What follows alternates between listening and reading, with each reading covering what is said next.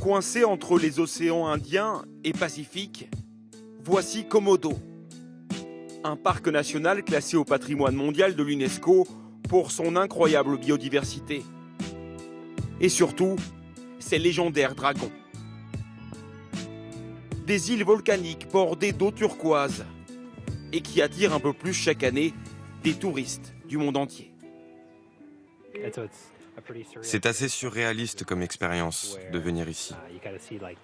Un peu comme un rêve d'enfant qui devient réalité. Ce sont les fonds marins qui ont attiré Emmanuel Wolf à Komodo. Ce Français habite en Indonésie depuis plusieurs années, mais c'est ici qu'il a finalement décidé d'installer son centre de plongée. L'un des rares endroits au monde encore préservé du réchauffement des eaux. Dans cette petite partie du coin de l'Indonésie, on a la chance d'avoir encore beaucoup de courants froids qui montent du sud de l'océan Indien. Et ce qui fait qu'on n'est pas du tout touché par ce réchauffement des eaux et donc du blanchissement des coraux. Sous l'eau, l'abondance des récifs témoigne de l'excellente santé du corail, autour duquel viennent se nourrir des poissons par milliers. Il y a les tortues vertes, les raies mantas et bien d'autres espèces toutes plus étonnantes les unes que les autres. Mais pour trouver l'habitant le plus emblématique du parc, il faut poser pied à terre. Quelques minutes de marche, sous l'escorte d'un ranger, c'est obligatoire, pour enfin rencontrer le dragon de Komodo.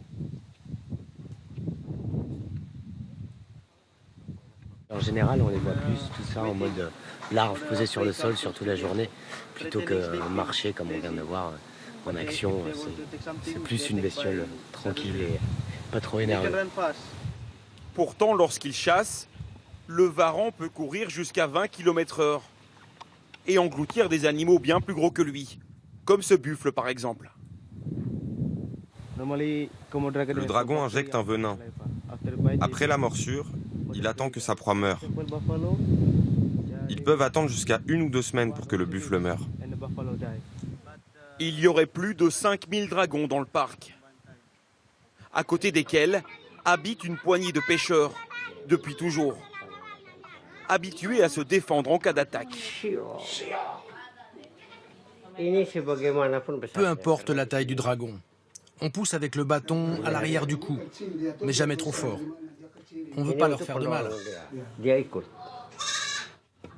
Son bâton toujours à la main, Saka nous emmène à la bordure du village.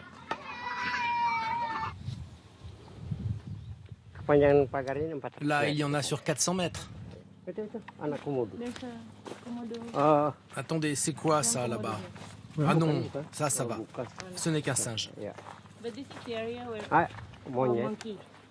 Il s'attaque surtout au bétail, pas aux humains. Parfois, s'il voit un chat ou une poule, il l'attaque aussi, mais jamais les humains.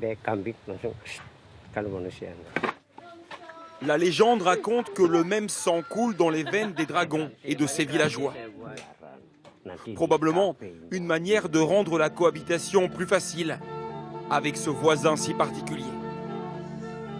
Une espèce protégée qui ne vit nulle part ailleurs dans le monde.